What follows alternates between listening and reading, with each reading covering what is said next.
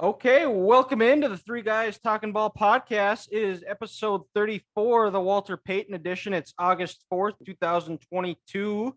And to start the show off today, he's a recurring guest here. It was on the former name, just the Degress podcast. So now he is making his first Three Guys Talking Ball appearance. It's just Grant and I today from the Three Guys. So Nate is the third for today.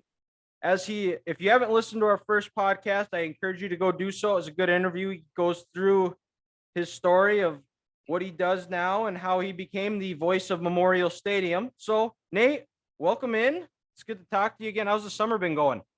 It's been going well. Not quite as busy as the last two. I had worked with the Fremont Moo the last 2 summers. That's how we met up during my travels with the Moo. And this year I decided to work with the Omaha Storm Chasers, which has been fun, and it's been a little less involved, but summer's going quick. I mean, you blink your eyes and it's August, and here we are, and we're going to have football that matters here pretty soon. Yeah. Most college teams, I believe, are starting this week. Is that correct? I know when does Nebraska? I saw they had their media or their fan day Yes. last week. Yeah, Nebraska reported a week early. They're playing a week 0 game in Ireland. Remember last Yep. year, Nebraska played week 0 against Illinois. The Huskers were supposed to open, I believe, the 2020 season against Illinois in Ireland. Of course, that was scuttled because of COVID-19. Then 2021, they were hoping to play in Ireland again. That too was pushed back because of COVID. So they played stateside instead. And then this year, they'll finally be able to go out to Ireland to play Northwestern to open the season, but a second straight year where they're playing week 0 and a second straight year where they open their season in Big Ten play. So a little tougher start than usual. I mean, usually it's just a directional school or an FCS school, but not only are you starting with a big boy, you're starting in conference, and it's a challenge for Nebraska, no doubt. Yeah, and well, Northwestern didn't have a great season last year, so they're going to be a lot better than they were this year. It just seems where they alternate years as far as where they're good and bad. But like I said, how was the fan day? What is the buzz around this season like for the Huskers? I was pleasantly surprised about fan day because of just sort of the ad hoc uh, public sampling that I've gotten.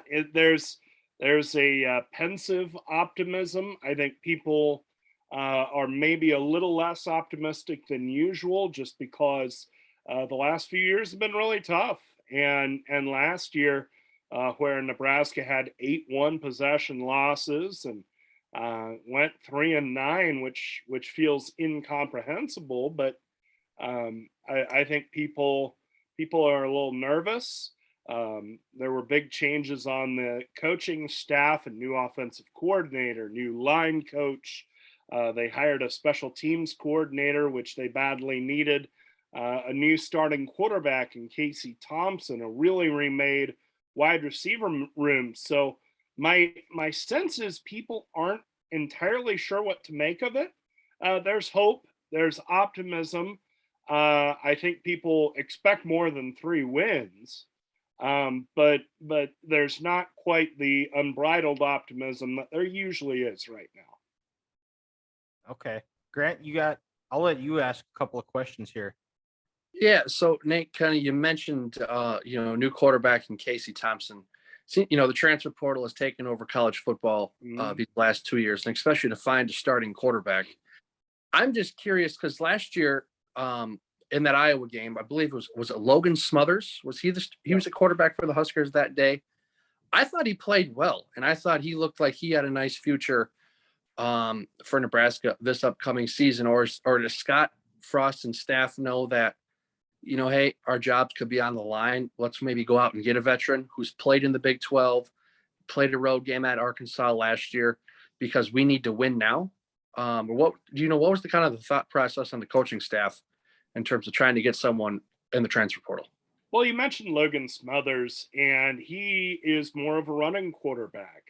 And so even where the offense was last year, with Matt Lubick as the offensive coordinator, with all the assistants they had on that side of the ball, it was going to be a more run-based offense. And even in that offense, I'm not sure that Logan Smothers would be your starter this year. He's in competition for the starting role. I think it's a pretty safe bet that Casey Thompson takes the first snap in Ireland against Northwestern.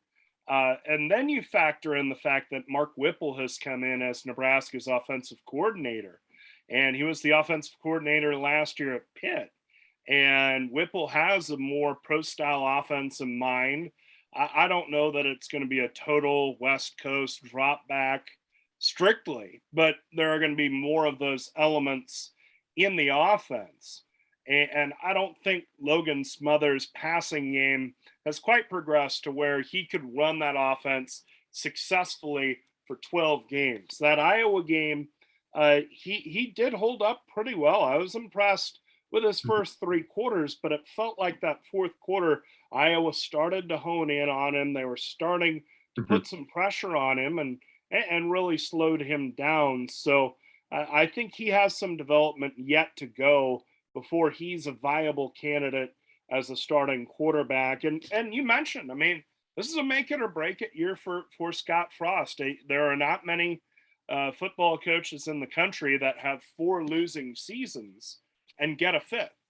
And Trev Alberts, Nebraska's athletic director, noted progress, noted improvement, but at the same time, you were 3-9 last year and have not gone to a bowl game.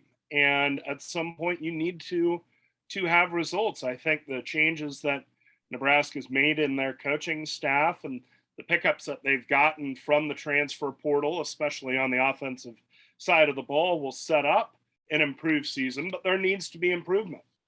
So the urgency of the year probably hurt Logan Smothers' chances to start as well. And then just the fact that the offense, I think, is going to look more like a pro-style offense. Okay, and then who are, like you mentioned, they've gone pretty heavy in the transfer portal. Who are some other guys outside of Casey Thompson to look out for this year? Well, wide receiver Trey Palmer that came from LSU. Nebraska hired LSU's wide receivers coach, Mickey Joseph. Mickey Joseph was a quarterback at Nebraska in the late 80s and early 90s and has become very successful as a wide receivers coach and had been LSU's wide receivers coach the last few years. So when Mickey left LSU, Trey Palmer came with him. Isaiah Castaneda Garcia is another guy to look for among the wide receivers. There are a couple of offensive linemen that I think are going to be big factors. They're probably going to start. Only 2 returning starters are back from last year now that Nureddin Nouili has been suspended for the year for a failed drug test. But Nebraska picked up 1 offensive lineman from Oklahoma State and another who's an Omaha native from Colorado State. I think those 2 guys will start. So those are just some guys, especially the offensive side of the ball. They picked up a couple of guys on the defensive side of the ball as well. O'Shawn Mathis is an edge rusher. Nebraska has typically been a 3-4 team under Eric Chenander, the defensive coordinator. It sounds as if this year they're going to be a little more flexible between a 4-man front and a 3-man front. Mathis factors in as both a defensive end with his hand on the ground and a 4-man front, and then as a stand-up outside linebacker. So those are the big additions from the transfer portal. 2 other guys that are going to matter, the kicker and the punter. Nebraska was not good on special teams last year. They were awful. There's just no other way to say it. And so they add Tommy Bleekrode from Furman to be the kicker. And then they add the punter of the year last year at the FCS level, Brian Buschini. And between those 2 guys and the hiring of Bill Bush as the special teams coordinator, I think Nebraska is going to be vastly improved on special teams. And really, there's plenty of room for improvement on that side. Yeah, for And then sure. so Go ahead, Grant. I was going to say, kind of back to the game in Ireland, in week 0. What why has Nebraska and its administration wanted to go to Ireland so bad these last 2 years before it got canceled this year? Is it just a chance to explore their name overseas, or is it something to tell potential recruits, hey, we've gone to Ireland, our team had a good time, we played a game, we won? What's the urgency to go overseas?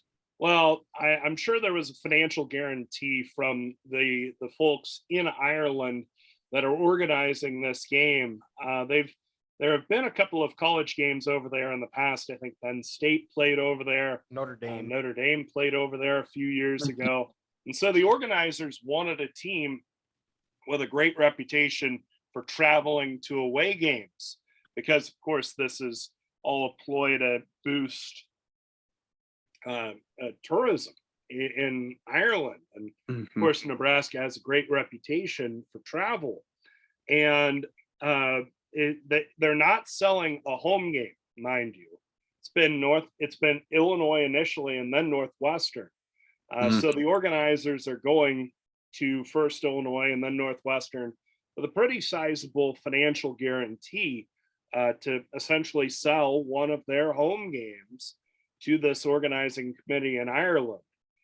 So it's one of those deals where both teams are getting some money out of the deal. I'm sure secondarily it's a nice recruiting pitch. One other thought is playing a week 0 game. Yeah, you have much more urgency in your preseason practice and your summer conditioning. The upside is you get an extra off week. And so that can be helpful as the year goes on, that you get a chance to gas some more guys up and give some guys some rest in the middle of the season, and get some extra rest for your guys while everybody else has played 6 weeks, 7 weeks, 8 weeks in a row. So, but mainly, as are most issues in college football, it comes down to money. There's enough money slid across the table at Nebraska for them to sign on to this, and then for, again, first Illinois and then Northwestern to want to essentially sell a home game to these organizers from Ireland. Okay. Do you know, are there a lot of people in the Nebraska area that are going to be flying out to that game, or is it, what's the, I'm guessing there has to be a lot of buzz around this game, a lot of excitement about it. There is a buzz and an excitement about it. I think the team's struggles the past couple of years have probably taken a little bit of the oomph off of it. And then the difficult financial conditions that we're all going through, as far as high gas prices and the pandemic, all of that. So that's kind of tempered the buzz for this. I know at last check, there were a total of 30,000 tickets sold. And the stadium they're going to in Ireland seats 50.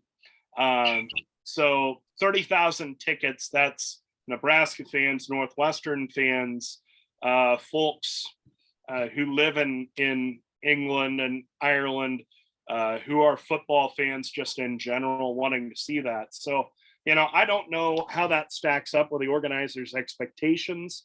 But I expect a decent number of Nebraska fans to make the trip. Okay. Are you going to be making the trip? Sadly, no. Once upon a time, there would have been a pretty good chance. I used to work full time with the Oscar Sports Network. I would make most, if not all, the football road trips.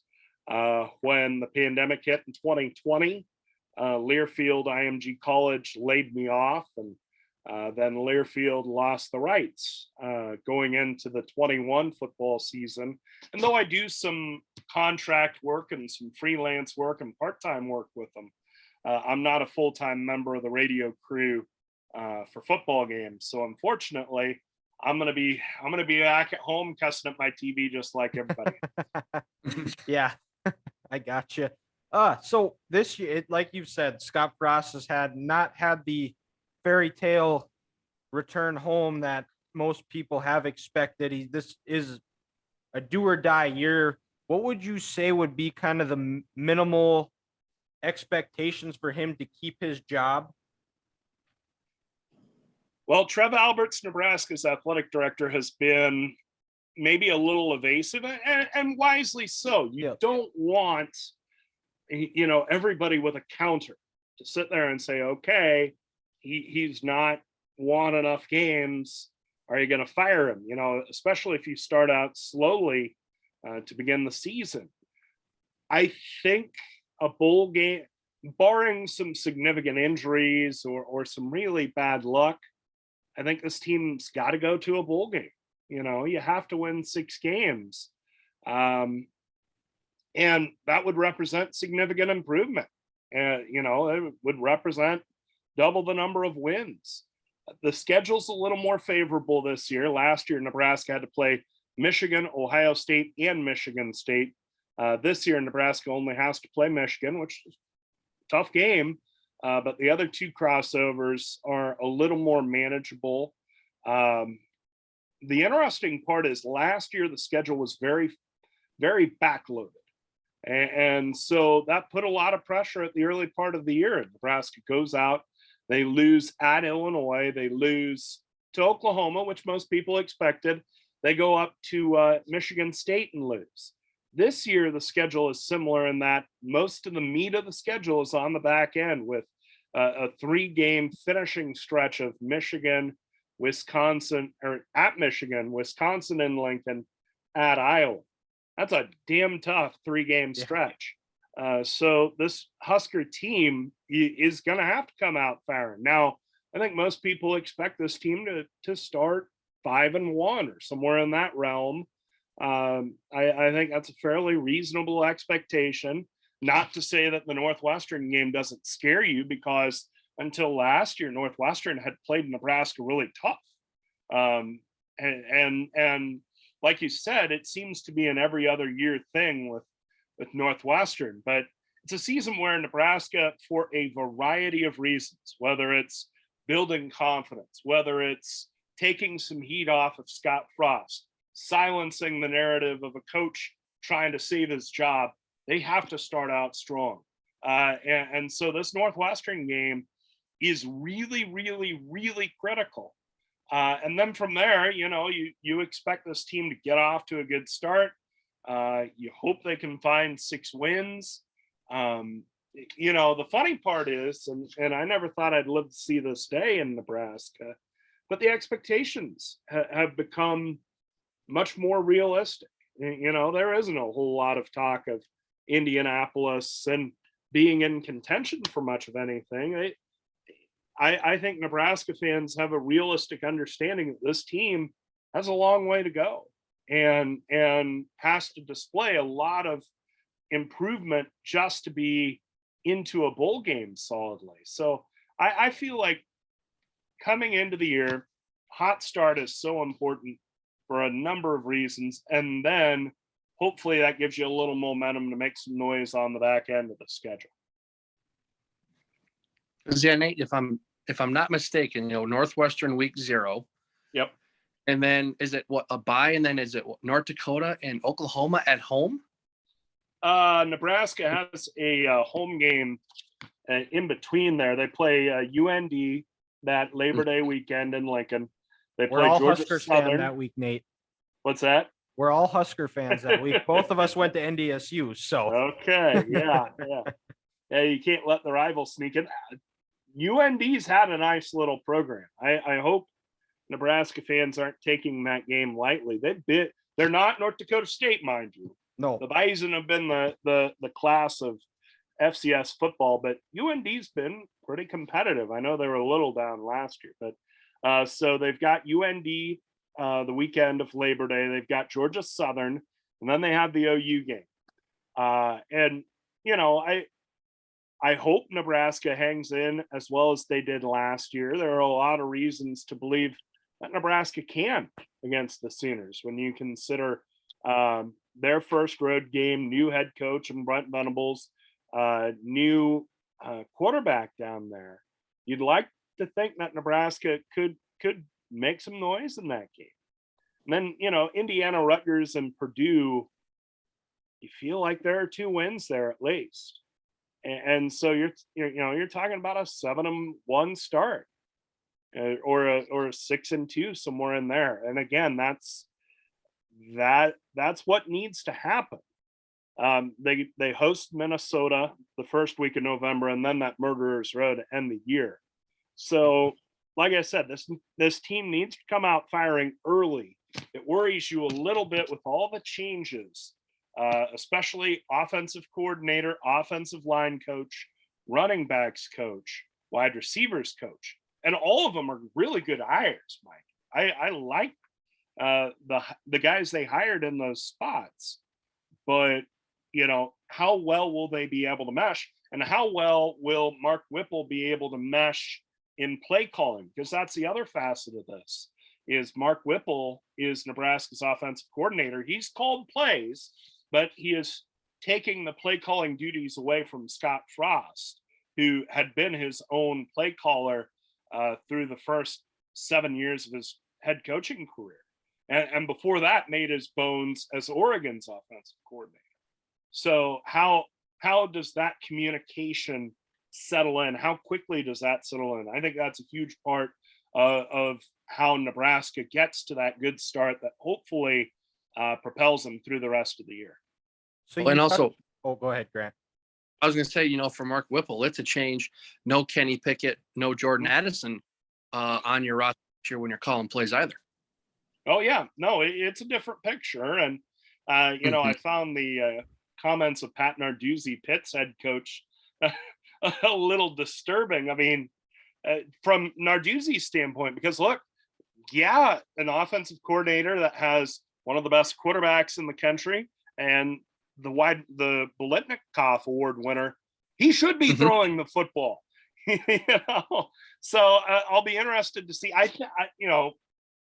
Mark Whipple has so much experience as an offensive coordinator, as an assistant coach. I don't think he'll have any trouble adjusting how he calls his offense to fit his personnel. And you look at where Nebraska is strong. Anthony Grant was a nice JUCO transfer at running back, and Ramir Johnson comes back. And I've always liked his athletic ability, but he's not produced at a terribly high level. So especially if the transfers come out as well as I think they will, especially at wide receiver and quarterback, Nebraska's probably going to throw the football a little more the more used to seeing them throw it. So that jives with what I think Mark Whipple wants to do anyway. But it's going to be an adjustment for all of us, really.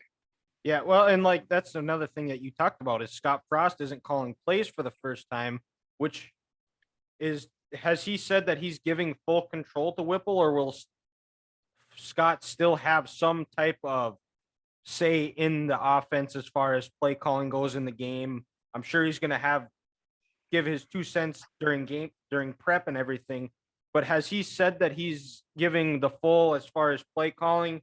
What he says what Whipple will call in the game, Scott Frost won't undermine him or overstep him and change anything? Well, I think a head coach always has a level of input, especially on the side of the ball where his expertise lies, wherever that might be. Nick Saban will always have something to say about his defense, for instance.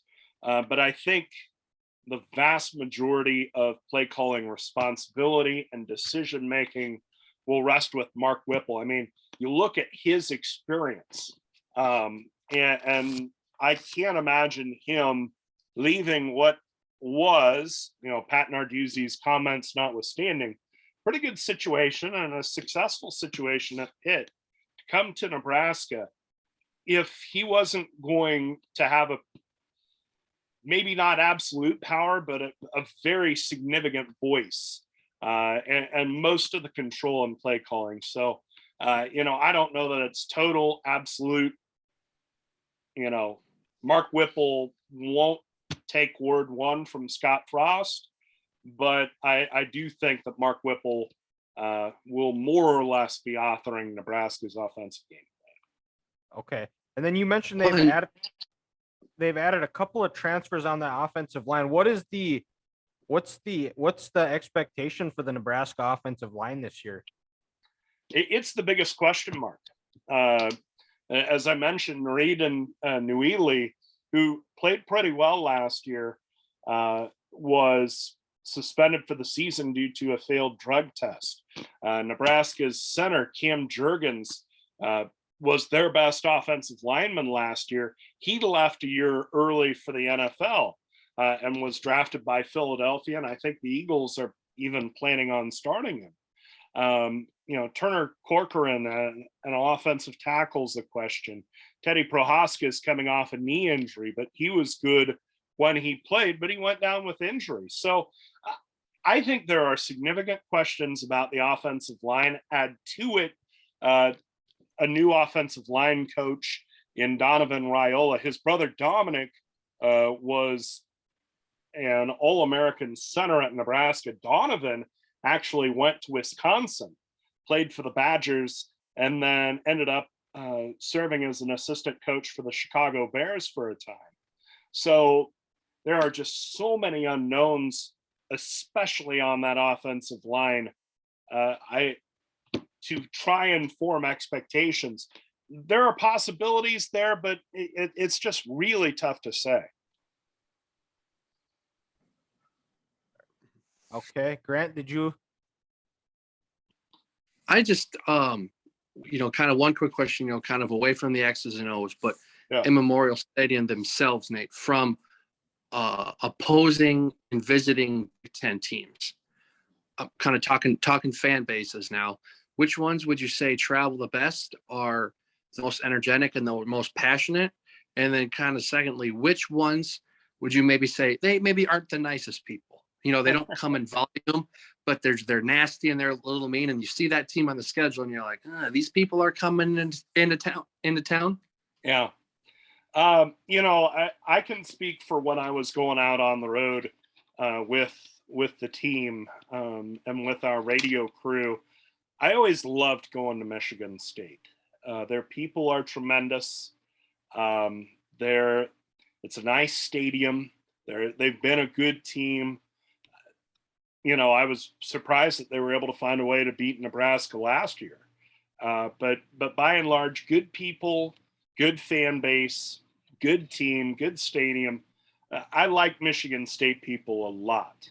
The one that I don't like is Wisconsin. You'd be surprised at how dilapidated Camp Randall Stadium is, for as good as that program has been. And let me preface this. They have put together a great football program the last 25 years. But Camp Randall is not a good stadium.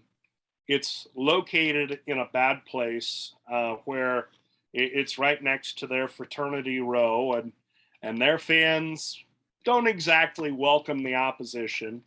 I think their student section's a little overrated. I mean, I think they have some special policy about how they let them in, like one at a time. And yeah, everybody talks about jump around, and that's really cool or whatever. But they missed the entire first quarter.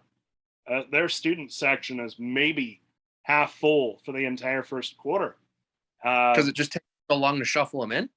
Yeah, I think they take their time. It takes so long to shuffle them in. And there's a little bad blood between Nebraska and Wisconsin. So that's the one I don't like. Iowa has traveled well in Memorial Stadium. Obviously, it's a close trip. The Iowa fan base that lives in Western Iowa and the Omaha Metro, that's their chance. I mean, they're only 45 minutes away from Lincoln. And so the game in Lincoln is closer than either the Cy-Hawk game or any of the Iowa home games. And two, Iowa fans had to hear for 30 years about Nebraska football. And whether they lived in Omaha or they lived in Western Iowa, and the Western third quarter of the state is kind of disputed territory. There are plenty of Husker fans that live just across the border. And so the Iowa fans have some pent up energy. They have had their best decade in years on years, and Nebraska's had their worst. And so that's opened up some tickets, and the Iowa fans have shown up. But as far as aggressive animosity or anything toward them, not really. I've never really felt like they've treated Nebraska all that badly when they go to Kinnick. I don't know that Nebraska fans have gone out of their way to show their displeasure with Iowa fans when they come to Lincoln. I don't think we like each other much, but I don't think there's the hate there that Nebraska had for Colorado or they have for Wisconsin. Okay, and I would agree. Oh, go ahead, Grant. I was just going to say, I've had a couple of friends go to the Iowa-Nebraska game in Lincoln, and every time they come back, they say just how great the people of Lincoln are. They're very welcoming. They're glad you're in the stadium, you're watching the game, you're traveling to watch it. So that just kind of confirms that, fans might not like each other, but there's no big word I'm trying to say, animosity there between the two fan bases. No, I think we see a lot of similarities with each other. And Husker fans will needle Iowa a little bit for not having won more championships. But, the last 5 to 10 years, there's no question. Iowa football's been better than Nebraska. Drives me nuts that I have to say it, but there's no argument. There's no disagreement. And so there's some respect there to look at Iowa and go, that's a program that does it right and is year in, year out consistently good. They hit their ceiling. I don't know if they're a national championship contender, but damned if they're not in the Big Ten West race every year, Yeah, and I just got a couple more questions here before you let you go. But you mentioned kind of the bad blood between Nebraska and Wisconsin. What has that stemmed from? Well, so there's some of that has to do with Nebraska playing their first Big Ten game at Camp Randall in 2011. And there was a pretty concerted effort by Nebraska fans to try and overtake Camp Randall Stadium and make their presence known, like Nebraska has done in several road venues. I think there's the similarity in program. There's the fact that Barry Alvarez, who built Wisconsin football essentially from nothing, first as their head coach, then as their athletic director, is a Nebraska grad and played at Nebraska, and sort of the frustration that it's one of our own essentially building a program like ours that's beating us. I think there's a different mentality about places like Wisconsin, places like Michigan, Ohio State, although I must say Ohio State fans have been great. Michigan fans have been just fine.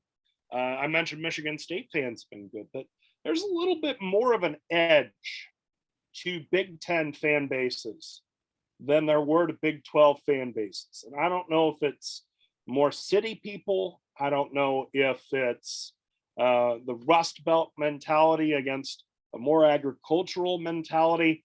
It's just a little more nasty. And then, couple it with Nebraska thinking that they would come into this league and dominate, and they've done anything but, and kind of gunning for Wisconsin. And so far they've not been able to get them. Okay.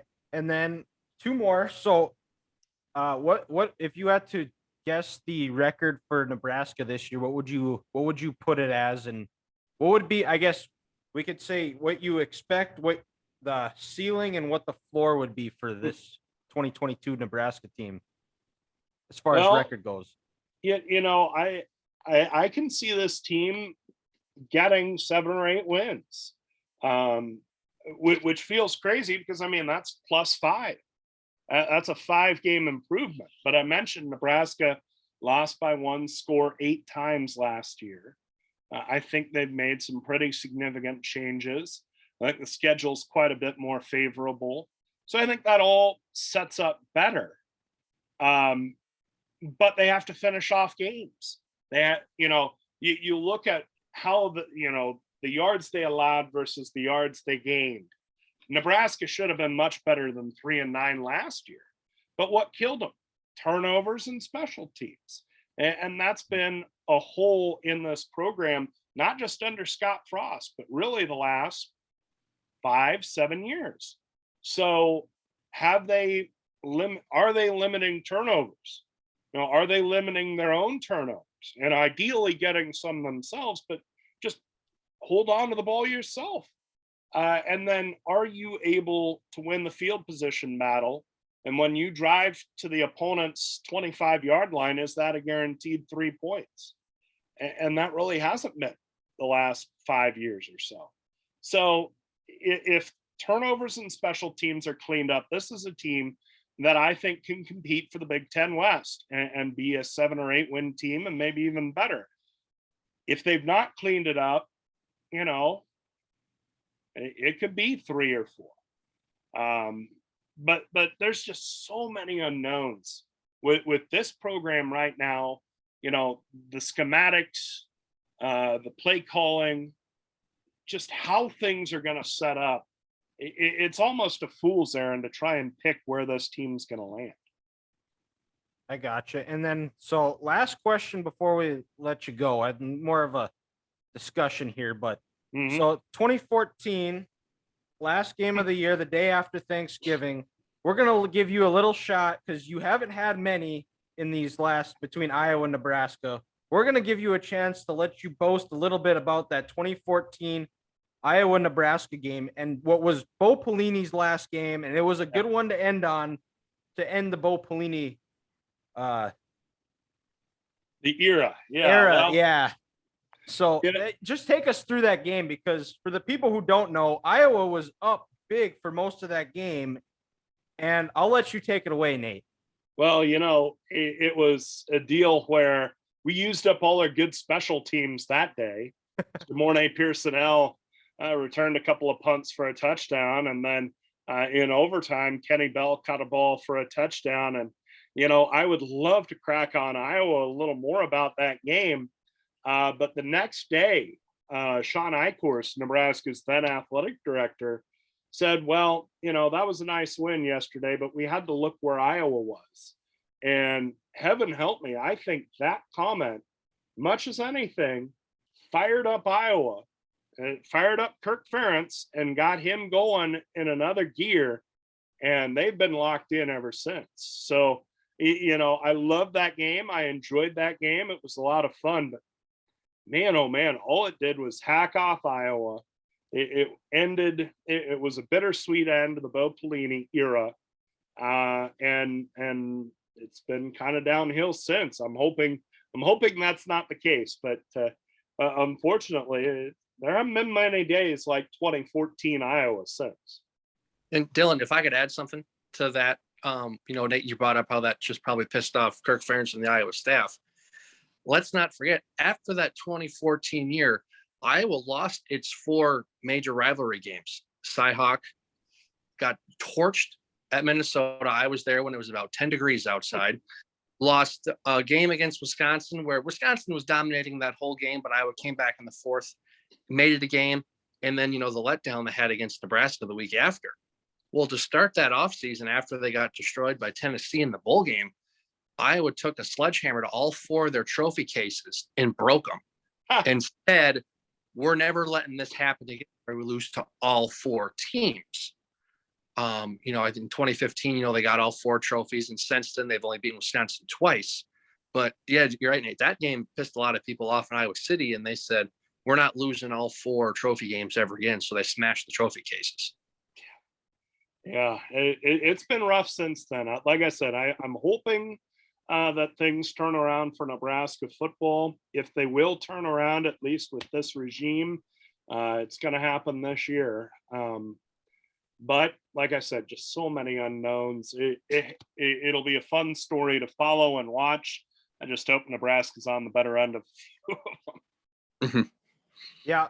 For sure. And well, Nate, thank you again for joining us. We'll have to get you on as maybe a mid-season report update how you and the rest of the Husker fans are feeling. But thank you again for joining us. We really appreciate it.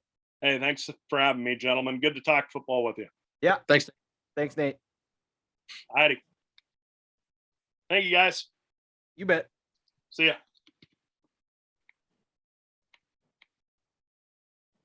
Okay, thank you again to Nate for joining us. That was a good conversation. It was fun. We able to end it with stiffing Grant a little bit. But Nate, Grant, what was kind of your biggest takeaway from that our interview with Nate? Well, first off, let's let the Wisconsin shit talking begin. Not only are Packer fans awful people, but just the people of the state of Wisconsin are just awful people too. That was a joy to see. But on the football end, for me, the big thing is the complete offensive overhaul that Scott Frost is going to be bringing in this fall with this fall camp starting. You know, because everyone knows his offense he had when he ran at Oregon, when he was head coach at UCF. He was going to bring that to Nebraska. When he was hired in 2018, him and his offensive coordinator said, you know, the conditioning has been good for these guys this offseason. They're out of shape. Our offensive linemen, they've lost some weight. We're going to be going a little faster. And their offense hasn't been able to consistently stay on the field over these last 4 years and win them games. So for Scott to totally kind of say, you know what, reset because my job is on the line. Everywhere else in this country, he would have been fired. LSU would have fired him after that Michigan State debacle last year. Tennessee, Arizona State, Clemson, North Carolina, any other school. If Scott Frost was there, he'd have been gone. So he knows his job is on the line, and he's going to say, you know what? I'm going to hire people I can trust. I'm going to trust them to run my offense. And maybe now he'll be more of a CEO, where he never had a special teams coordinator before. That's incredible. No wonder why Iowa blocked a kick last year and returned to the house that changed that game. So I think Scott's sitting back saying, you know what? I need to put my ego to the side, hire hopefully some good people for Nebraska's sake, and be more of a CEO to actually run this program because his job is on the line. Yeah, for sure. And I think one of the biggest things is he went heavy with the transfer portal, and there's a lot of talent in there, but it's if you can get everybody to buy in, get everybody on that same page, because there is a difference, you know, philosophies, different things like that. And if they're able to, like, if Casey Thompson is a home run pickup for the Huskers, like Nate said, I think they can win 7 or 8 games. Just because they're going to have a quarterback advantage in a good portion. Let's not forget the transfer portal. When he was transferring in the winter of 2019, Joe Burrow was a 6th-round pick and wanted to go to Nebraska in the portal. And Scott and his staff said, with the skill set, 2018, his breakout year was 19, but he played at LSU, the forgotten year in 2018. These Nebraska coaches said, he doesn't fit our skill set. He's not our guy. Would he have became Joe Burrow at Nebraska? We don't know. But again, now really trying to hit it in the portal after they missed it that first time. So yeah, that'll be big. And, this is Casey Thompson's last shot also to try to make any money playing football at the next level. So he knows if I fail, Scott's going to fail. And if Scott fails, I'm going to fail. So they're kind of going out together. Yeah. And we'll see what happens. But I think we've discussed off air that we think they're going to go 6-6, find a way to get to a bowl. Their schedule sets up favorably at the start of the year, but at the end of the day, games they should have won last year against, on paper, they should have won. They didn't win. And like what Nate said, that Northwestern game, you got to have it. Yep. You got to beat North Dakota, and you got to beat Georgia Southern, which is a tough game. Georgia Southern's a good little football team out of the Sun Belt. Clay Helton. And that Oklahoma game, I think if people had to pick a loss, that's the loss. Because, Oklahoma, they lost a lot of talent, but it's still Oklahoma. Still have Marvin Mims, Dylan Gabriel. And I think that Oklahoma defense is going to be better under Brent Venables. So you got to have that Northwestern game. And then that 3-game stretch that he was talking about was it Indiana, Purdue, and Rutgers? Yep, you got to win those. But even before they get to that murderer's row, he called those last 3 games. Let's not write off the Golden Gophers. They have owned Scott Frost since Scott Frost has taken over. So their last 4 games, it's big, because if they don't have at least 5 wins going into that stretch, I don't know if I can see them winning 2 of those games, because they should have beaten the Gophers 2 years ago in 2020 when the Gophers had 30 players out with COVID. But the Gophers found a way to win, and they've beat the hell out of them these last 2 years in Minneapolis. So their last 4 games are tough. Let's not write off the Gophers as a tough opponent for the Huskers too. No, and I think the way if I had to guess, I think the way this season is going to go for Nebraska is how they play out in Ireland versus Northwestern. I think if they start out the year 1-0, I think that's going to set the tone and help them, propel them, give them a little bit of confidence, because anytime you win your first game, you just the vibes around that locker room, it's just going to feel better. They've only started out the year under Scott Frost 1-0 one time. I believe that's correct, in 19 when they beat Fresno State. Or correct. Yeah, it would have been Fresno State. Correct. So it would be something new, and if they get that, I think there's going to be some confidence. They're going to start to feel better. They get an extra bye week because they're playing in week 0, so they'll get some extra time to prepare. I don't have their schedule in front of me, but if it works out, they're going to have who knows, they might get it in front of a big game where they get that extra week to prepare. Well, and like what Nate said, this is another interesting part. Mark Whipple coming over as offensive coordinator. Like what Nate said, Pat Narduzzi was a defensive-minded head coach, the former defensive coordinator at Michigan State. Defense was his expertise. So he gave the keys to the offensive car to Mark Whipple. It was Mark Whipple's car to drive. Well, at Nebraska, he's going to have some control. But what happens, even if, let's say they beat Northwestern week 1, but there's some slumps offensively. They're not moving the ball well against North Dakota and Georgia, and then Georgia Southern, and you play Oklahoma, and if you don't beat them, could there be some small friction where Scott wants to come in and put his wrinkle back on the offense because he knows it's important? And if they can't get this offense playing the way they want it to with his specific philosophy, could that bring some issues on this coaching staff too, and then rub off onto these players? So that'll be something for us to watch as the year goes on.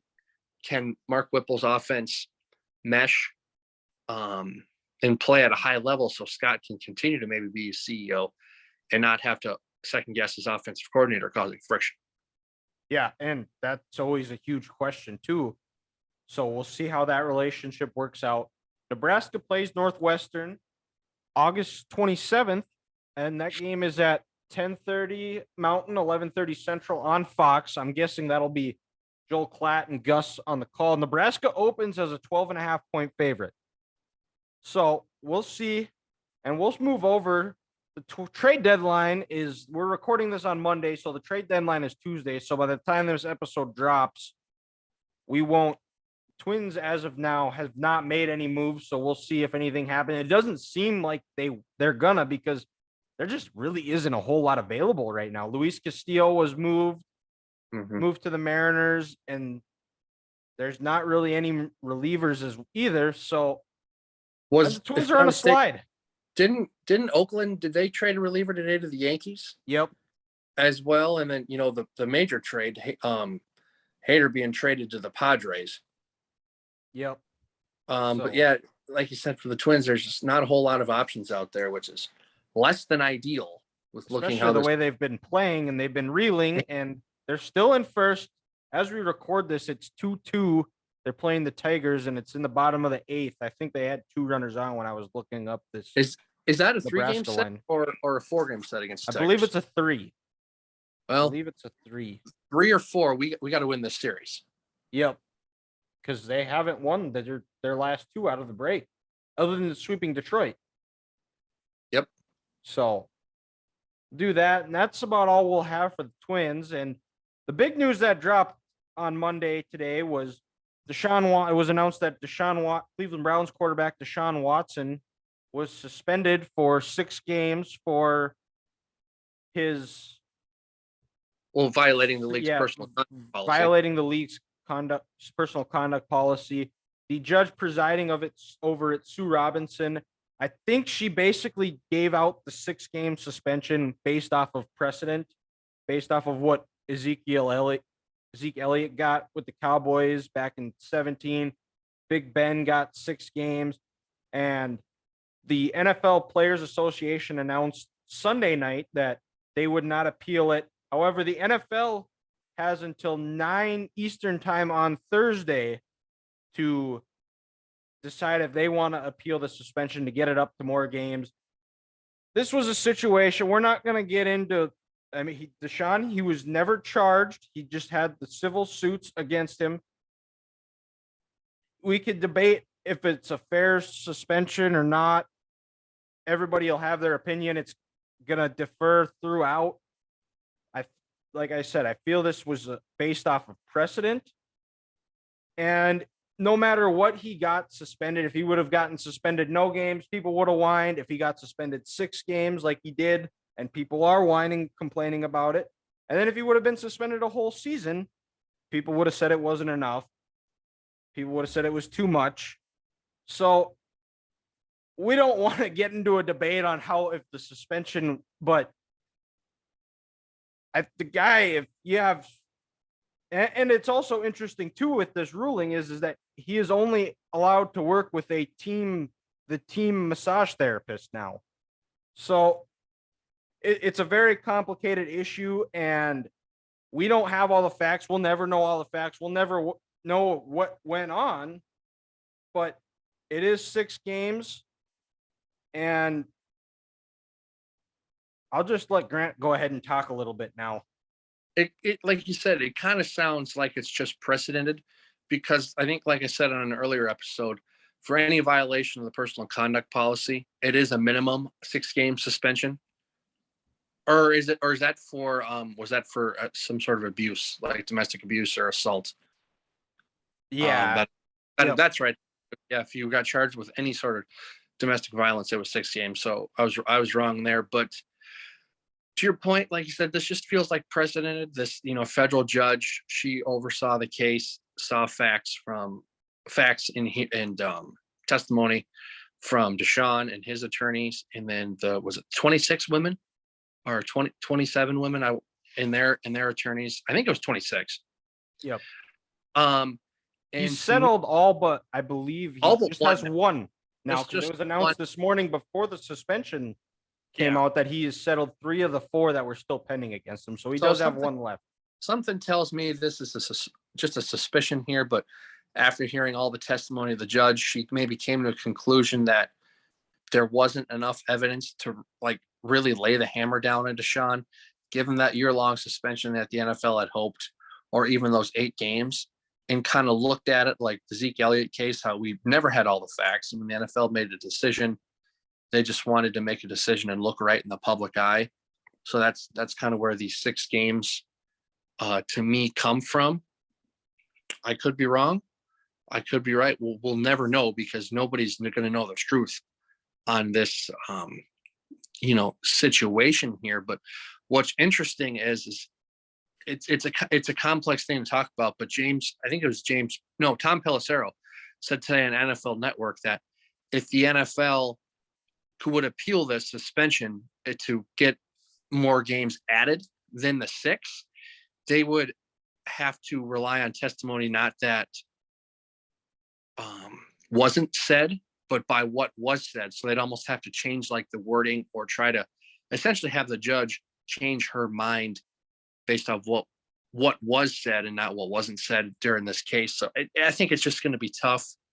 And even if the NFL does appeal, Deshaun's legal team will probably take some action back, and before you know it, just like Tom Brady's Deflategate suspension, how it got pushed back a whole year, we might have a situation like this, where if the NFL does take action within these 3 days, we're not going to have anything for a year. So that also tells me the NFL might just sit back and say, you know what, we'll take the 6 games. And then Roger Goodell can look at it like, this was not my suspension I handed out. I handed this to an independent party, a federal judge. she looked over all the testimony that she was given, and she made a decision. This isn't my black eye for another suspension mishap. And it's also important to point out that the judge did not see all 26, look over all 26. She was just handed the 4 active ones at the time. So those were, and that's what she was able to base her ruling off was only those 4 lawsuits. So she didn't even have it all either, because she can only look at the 4 that were handed to her. Because those were the 4 that at the time were not settled. Yep, exactly. Okay. Yeah, I mean, and to your point, that changes everything.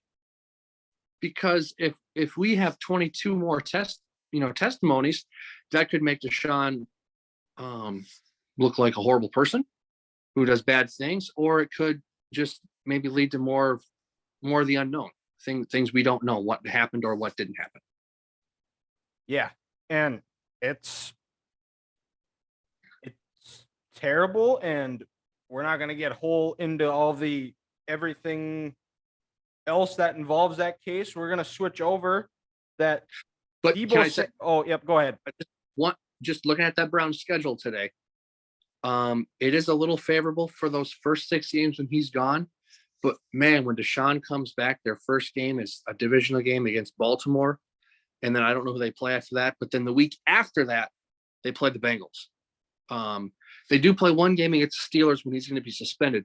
But if we're just talking about field play, they're going to get him back at the right time with still 2 games against the Ravens, 2 games against the Bengals, and the teeth of that schedule. So right now, the people in Cleveland are holding their fingers, crossing their fingers, thinking, we can get by these 6 games, because if you get that quarterback on the field during that teeth of the schedule, this Browns could be a team to mess around with.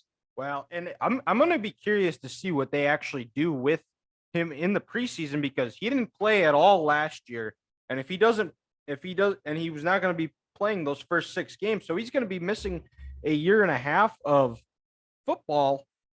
So I think the Browns would be smart to get him out a little bit, just so they can shake a little bit of rust off, because not playing for a year and a half, there's going to be a lot of rust there. And yeah, to get around those live bullets. And it also is important to note that this suspension is like any other normal suspension, where it officially begins Friday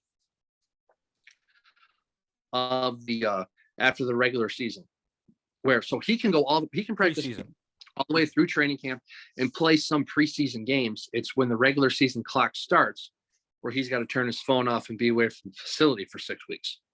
Yep. So at least have all summer in a few preseason games, like you said, to get around those live bullets and have people falling at his knees again. Yes. And we'll move over. We'll actually basically just go across the country out to San Francisco, where it was announced on Sunday that Deebo Samuel ended his hold in, because he's not a holdout anymore. He showed up. He just didn't practice, which whatever. And it was a 3-year, $73.5 million extension with $58.1 million of it guaranteed. He's going to get incentives for if he hits a certain amount of rushing yards and rushing touchdowns.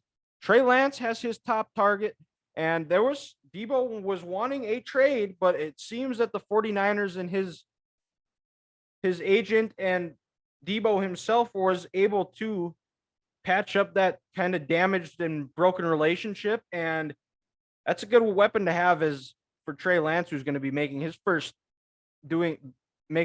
action as an NFL starter now.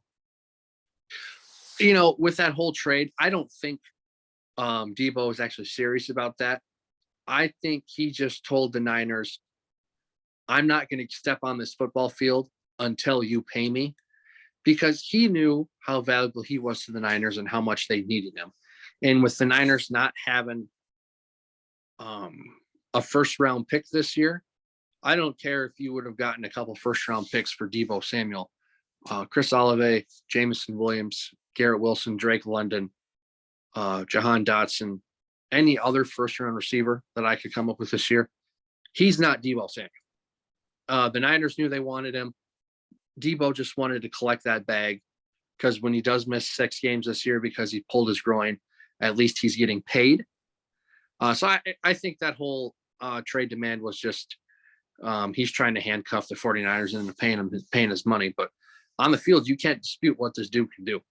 Yeah, and he's already having an impact because it was signed. He was practicing today, and the article I was reading from Trent Williams was quoted as saying that there was some extra juice there with him back, and I'm excited to see him and Trey Lance and George Kittle along with their running backs who I don't is Mostert is he back healthy this year or is he Mostert signed with Miami this offseason. That's right. Yep. So they have is it Elijah Brooks? Is it? Or who's their running back that they had? The name is slipping me right now because it seems like the Niners, they have 2 or 3 backs, every year, and they got that powerful offensive line where it doesn't matter who the running back is. They could, come off with a broken ankle, and then they pull off someone from their bench and they go for 17 carries, 110 and 2 touchdowns. Yeah, running backs they've got. Yeah, or is it Elijah Mitchell? Yeah, Elijah Mitchell. That's it. Trey Sermon, Jeff Wilson, Kyle Juszczyk. He's the fullback, but. And then also, let's not forget how good Deebo was in that Super Bowl 2 years ago.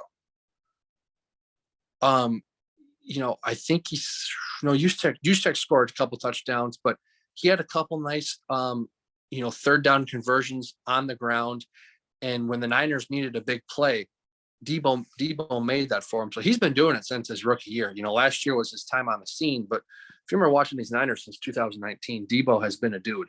And, it's always nice to see guys get paid, and he deserved it.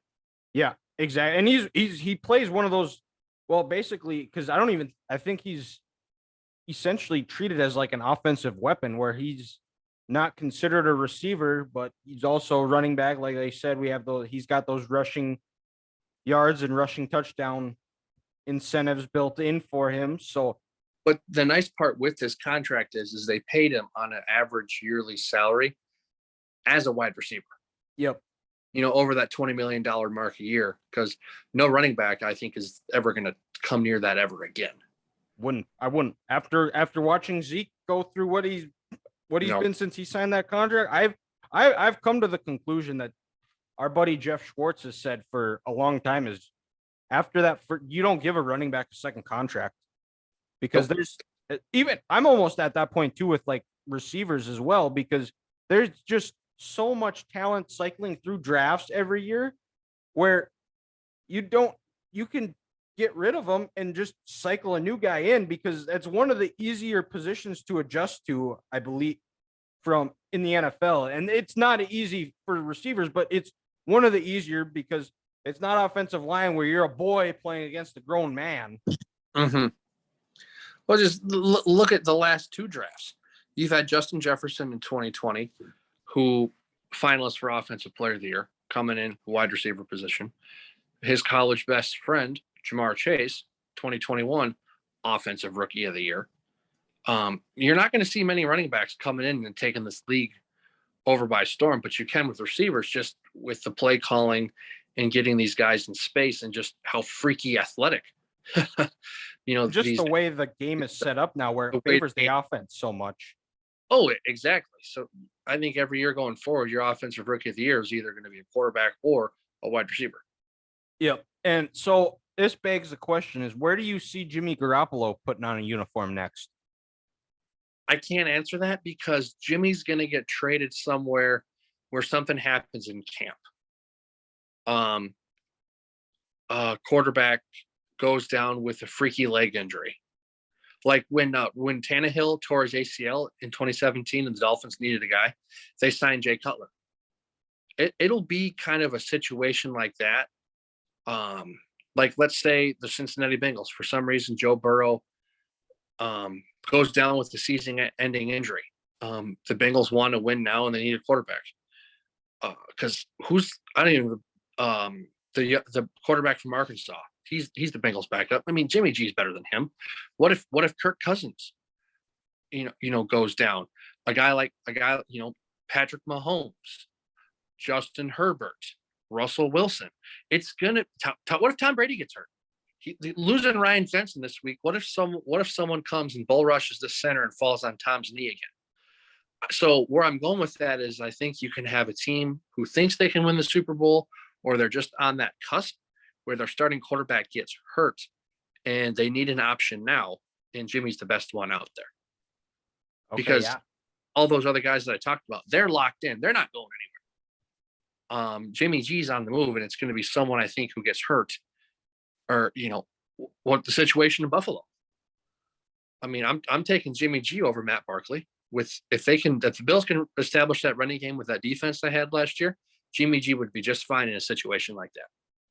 Oh yeah, for sure. I've heard possibly the Giants as well. Yeah, the Giants. And then also when I look at those situations, it would just be for a year. And, Jimmy's a free agent after this year. So then Brady, Allen, Mahomes, Herbert, they get hurt. Jimmy G goes there, plays for the rest of the year, and he's a free agent. And if he balls out, he's going to get paid again. Yep. And I mean, his record speaks for himself. He's made it to 2 NFC championship games, made it to a Super Bowl, was a play away from winning the Super Bowl. So and he's a locker room guy, and I've never heard anybody from the Patriots or San Francisco say a bad word about him. Well, then also let's not forget this year, the Niners were a dropped interception away from winning the NFC championship game. They're up 17-7 in that game. And Tariff or Tarft, that safety, unfortunately, he's dropped the arm punt that Stafford threw to him, and they couldn't get there. So we're, looking at a guy who could have been to 2 of the last 3 Super Bowls. And I'll say it, the 49ers would have beat the Bengals again like they beat them in the regular season. So Jimmy G's finally got his own Super Bowl ring that he won. Yeah. And so it's be something to keep an eye on, and we'll kick it over to Grant because he has Curveball of the Week. So yeah, Dylan. So like I said, 2 weeks ago now, went down to Oklahoma to help my sister move. And they're, going through the extreme heat wave that is the southern part of this country in the summertime.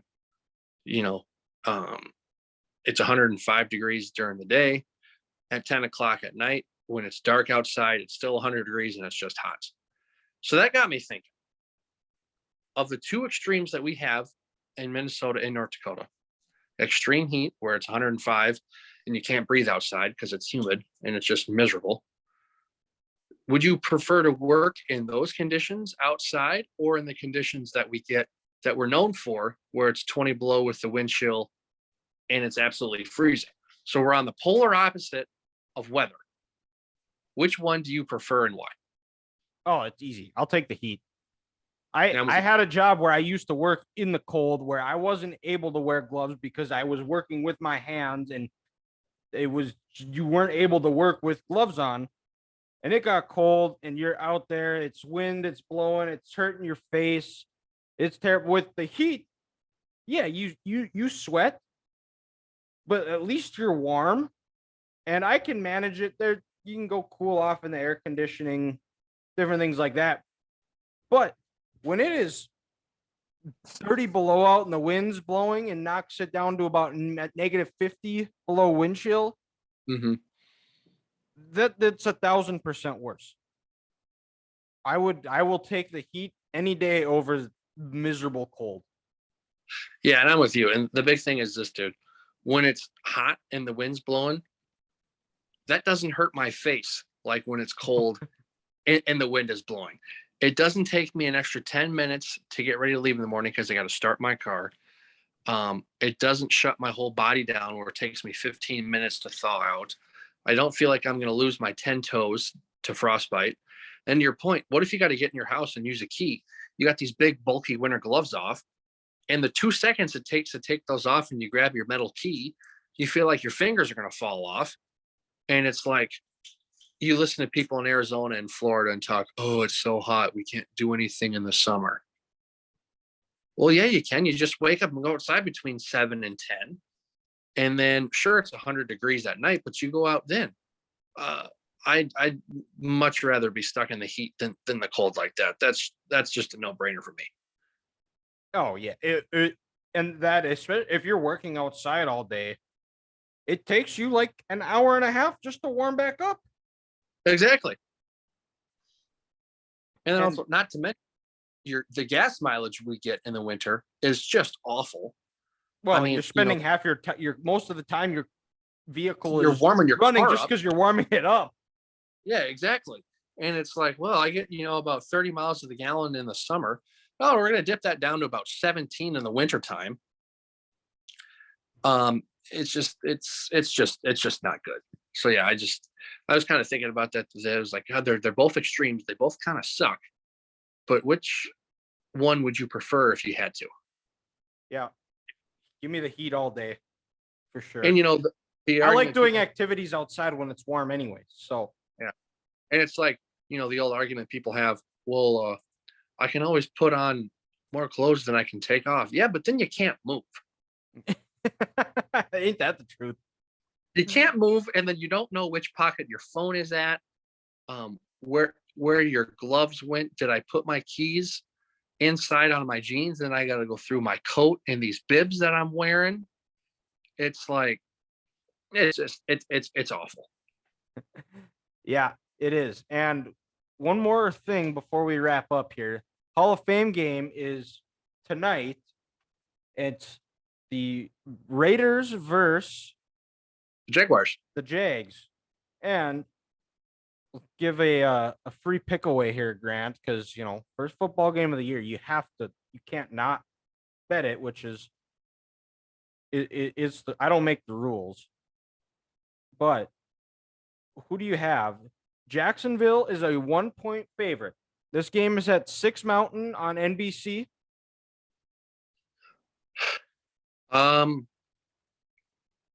Give me the Jags. You like the Jags? Okay. I like the Jags just because they're more of a inexperienced young team. They don't know what their roster is going to be like. So those guys in the second to third quarter, they're going to be fighting a little harder than the Raiders roster, because there is a chance that these players playing for the Jags not only can make the team, but get good, significant playing time. And then I think also with the debacle that was Urban Meyer last year, getting Doug Peterson in there, even though it is just a preseason game, I think there's going to be a little more juice and a little more life for these Jags team, and they're going to take it more seriously. McDaniels and Derek Carr and Devontae Adams, they're going to be horsing around all week in practice. They don't care. I just think Peterson's going to have, for the preseason, these guys lined up, and the Jags will win. But if this was a regular season game, I hate to say it, but I'd go the Raiders by 10 points. Well, and this game is going to be played in Canton. I would be shocked if Derek Carr actually even plays this game, even suits up for that matter. That's, I guess, what I'm saying, but they'll just be horsing around on the side, not doing whatever, and just kind of lollygagging. So Jacksonville -1. The over-under is 30.5. Over-under. What do you think hits? 30.5. That's a low number. Oh, but yeah, 7. I'm going to say the under. I'll say it's right on 30. I'll say 17-13 Jags. Okay. You heard it here first. Hopefully Grant's a better picker of games than I have been to end the NBA season, but we're going to give out more bets as football season starts, when the games count, regular season. So with that, we'll talk to you next week.